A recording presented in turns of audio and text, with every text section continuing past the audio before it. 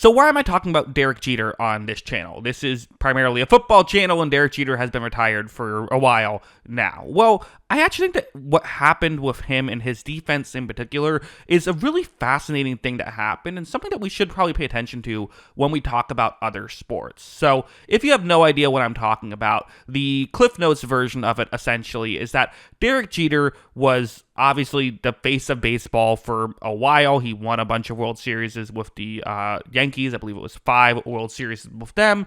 And one of the things he was known for was his defense. He was considered a great defensive player and even won the Gold Glove Award, the award given to the best player at that position, 5 times. And he played shortstop, which is a tough position to win that award at. However, this is when we basically just use the eye test to determine who is or isn't a good defender, that and errors. But when analytics people got involved and started to pay attention to things such as how big of a range do you have, they realized that Jeter was actively a very poor, if not just an outright bad defender during some of the years that he even won the Golden Glove Award. It was just an interesting thing where when we found a better way to determine how good defenders are, we realized Jeter isn't as good as we thought he was. And so I kind of wanted to use that as an analogy for moving forward. And listen, it's hard to tell in the time that those types of things exist, right? It's always a lot easier to realize after the fact something like that.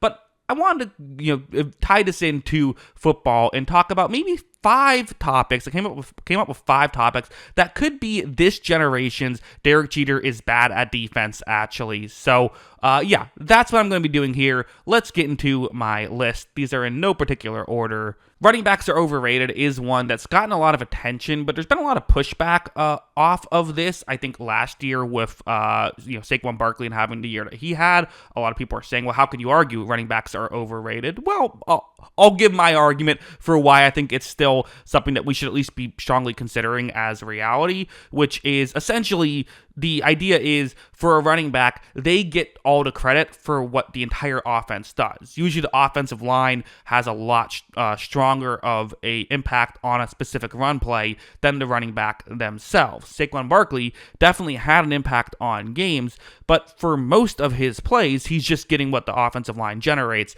and then just the occasional splash plays. Those are the ones that make the highlights, which still have value, but it's not as much value as people realize. So that's the argument, right? And it's not Saquon himself, it's all running backs. Another one, and this doesn't really, again, these aren't exactly what I'm going for. I don't have this player sucks, actually, but it's still, I think, kind of in the ballpark, which is turnover-worthy play rate versus turnovers themselves. A lot of times people would simply just look at interceptions, or maybe interceptions and fumbles combined, and say, well, this quarterback stinks at protecting the football, which is not an unfair thing to do, right?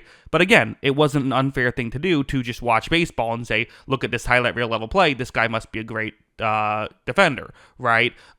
Turnover-worthy play rate is a subjective stat where PFF graders look at how often a play should have resulted in a turnover instead of how often a play just outright did result in a turnover. And what you get with turnover-worthy play rate is a much more consistent year in and year out rate, where you have players like Josh Allen, who's actually been around the same when it comes to turnover-worthy plays throughout the course of his career. But 2 years ago, the narrative was, well, he doesn't protect the football well enough. And then last year was, well, he finally figured out how to do it.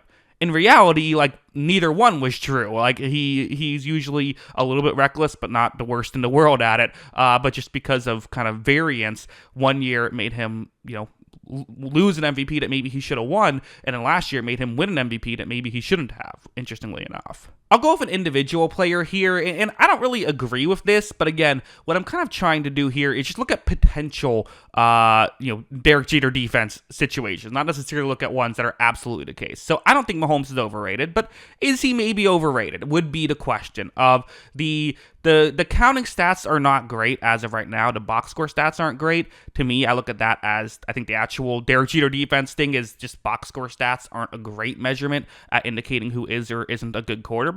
But I think an argument could be made for a guy who, yes, he wins a lot of Super Bowls and has a lot of success in the playoffs, but is he maybe not actually better than some of these other guys, but it just seems like he's better because he's on a better team? Again, I don't think I agree with it, but it is an argument that could be made, so I figured I'd throw it on the list. Games are won on the outside is my next one, which is something that it's a take I've had for years now, and it feels like a bit of a more accepted take today than it did a few years ago when I first came up with it. I don't think that's me changing people's opinion. I think that's just kind of coincidence, but this is a take I've had for a while, which is if you look at statistically, the past 10 years or so, teams with better receiving cores is a lot better of an indicator as to who's going to win more games and who's going to go further into playoffs than teams with, say, better offensive lines or defensive lines. Just statistically, that tends to be the case. Now, usually to win a Super Bowl, you have to be pretty good at everything, right? Or at least solid at everything. But the Philadelphia Eagles last year are a good example of this, where what was the take in the Super Bowl? Well, look at how good the offensive and defensive line played. That's why they won. Their coverage was also awesome, and their receiving core was also awesome in that game. And the offensive line actually didn't do a great job at run blocking in that game. But that's not what the narrative is. Why? Well, because what happens when you watch a football game? You see the offensive and defensive line every play. You don't necessarily see what's going on down the field. So sometimes those things can get underrated, and the offensive and defensive line can get overrated. It's a take I believe there's a lot more nuance that goes into it. So you can search and try and find more videos where I've gotten into more detail about it. But that's kind of the Cliff Notes version of it. My fifth one is game managers that don't run the game.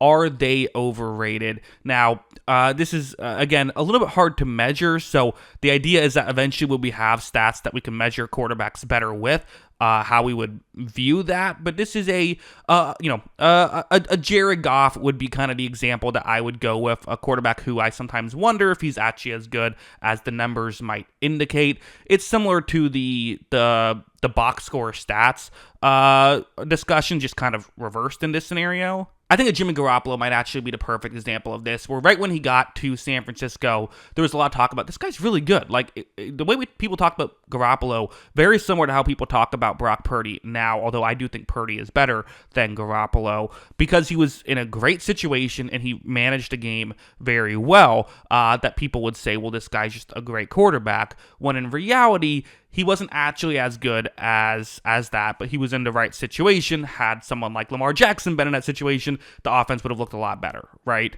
Again, I could get into more detail about that if I wanted to, but, I think you get the idea or get the arguments. Are all these true? I don't know. Are any of these true? I don't know. But are some of these true? Hopefully, I got at least one or two right over, that we'll see in 10 years. But I think it's just an interesting thought exercise in general, and I would turn the question off to you a little bit. What do you think? Is there anything else that you would add to this discussion? Would you say, hey, maybe this is this situation, or would you rather just push back on some of the potential ones that I've come up with? And why do you think maybe some of those aren't going to be the case? Just an interesting way of looking at things. So yeah, those are my thoughts. What are yours? Let me know in the comments below. Always love hearing from you. And of course, as always, thanks for watching.